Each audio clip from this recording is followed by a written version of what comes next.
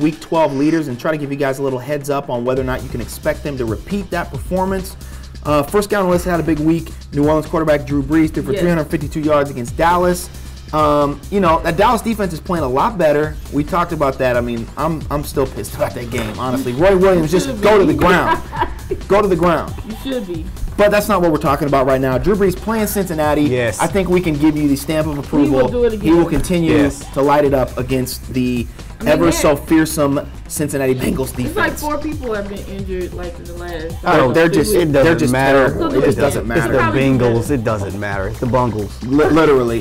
Next guy on this list, Jamal Charles, ran for 173 yards last week for Kansas City against Seattle. They are going against the porous Denver Broncos. I'm going to go ahead and give that a big thumbs up. Yes. That will be. I don't think he'll get 200 yards. No, but he'll have probably 100. He's gonna have 100. He'll have 130, maybe a couple touchdowns. And Dwayne Bowe's gonna go crazy. Dwayne Bowe goes crazy on good teams. What is he gonna do against Denver? Right. I mean, Denver has no D-backs right now. So, as the lead-in, Dwayne Bowe, we could definitely say he's coming off a 170-yard performance with 3 touchdowns. Unbelievable. This guy, I mean, from a guy who was in Todd Haley's doghouse last year and early part of this year, has now become, you know, one of the most potent receivers in the league. This guy, I mean, this guy is dropping bombs on everybody. It's called wanting to play. That's all it is. You know Marcus, listen to me. Pay attention. Learn to play.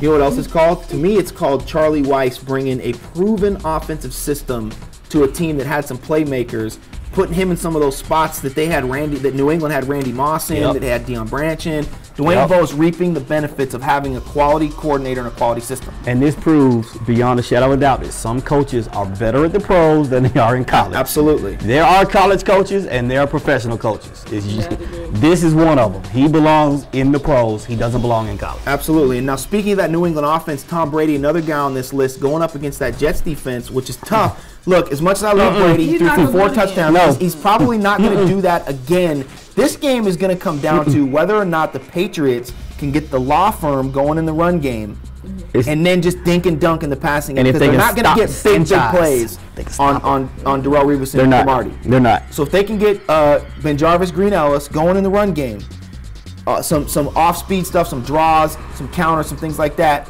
and then dink and dunk them in the pass game, I think Tom Brady can have a good game. They might have 1 or 2 big plays, but 3 5-yard routes. That's all I see. Yeah, that's how you beat the Jets. You got to march down the field on them. You can't just take it all at once. Yeah, he's not going to just run with that. No, I agree. We already talked about Matt Castle with Denver here. Matt Castle's been playing as well as any quarterback in the league this year, and you know, it's kind of funny. Kansas City is like made, and kind of like my Falcons. Kind of like your Falcons.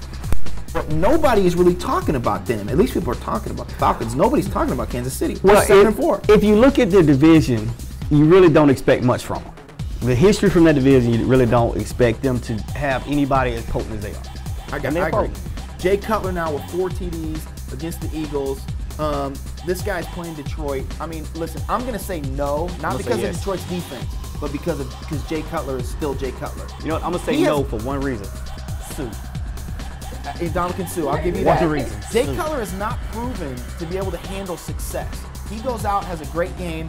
Now he thinks he's the man and he's a gunslinger. He'll come out the next game and he'll throw 5 picks. It's the Brett Favre syndrome. It is the Brett Favre. He cannot handle his success. Do you really have to compare? Yes. But you can compare Jay Cutler with Brett Favre. No, I don't think so. In the only category they compare, interceptions.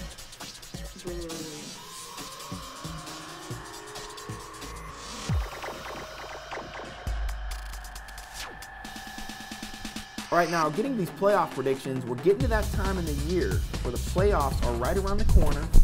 We got to talk about some of these teams who we're expecting to make it in, some of these teams who are on the brink that might not make it. Obviously, the Falcons with a couple more big wins, probably going to get that 1 or 2 seed, get that bye in the playoffs if they can wrap up against Tampa and then New Orleans and NFC South. It's not even that. If we go 4-1, and the 1 loss being against New Orleans, we still get the number 1 seed.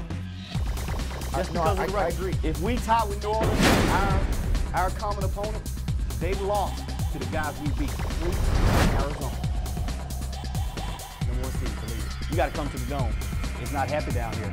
It's not for you. 13-3 would be incredible for the Falcons this year. Second best season ever. No, and here's the thing. Listen, when we talk about the Falcons, this is no Cinderella, it's no fluke, it's no fairy tale. Matt Ryan, one of the top quarterbacks in the league. Roddy White, an offensive MVP candidate, and Michael Turner healthy and back ready to go with Tony Gonzalez. Their offense is as good as any offense in the league. Yeah, just think, if our defense was a little better, if we had the Steelers defense, we probably would be undefeated.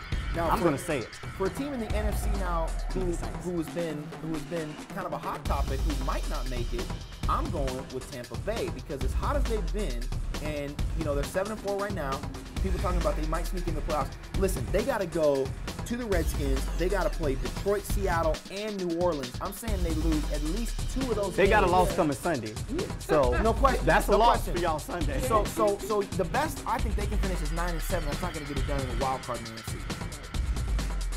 I don't know. It depends on how the Giants do. Well, right. It depends on how everybody else does. Because 9-7 in the past in the NFC has been good enough. Sometimes it has. But we can agree the NFC is a better conference this year.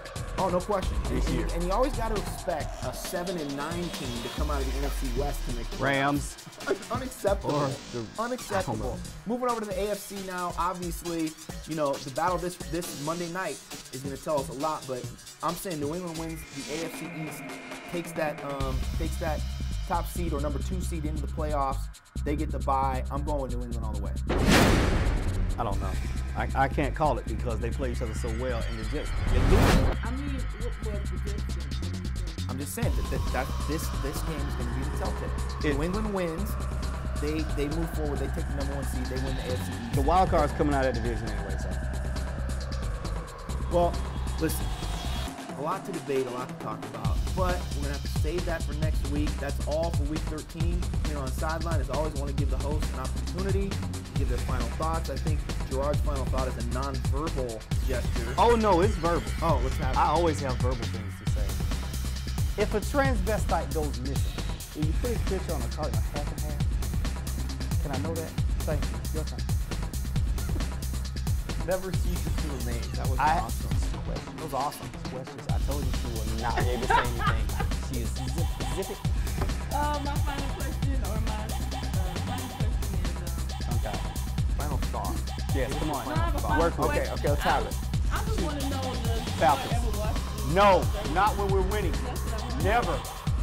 Smells like smoking barbecue because we got the best tailgate in the world, Craig. Hilarious. Well, my final thought is always, like talk about a game or a player, franchise with franchise. See, We're out.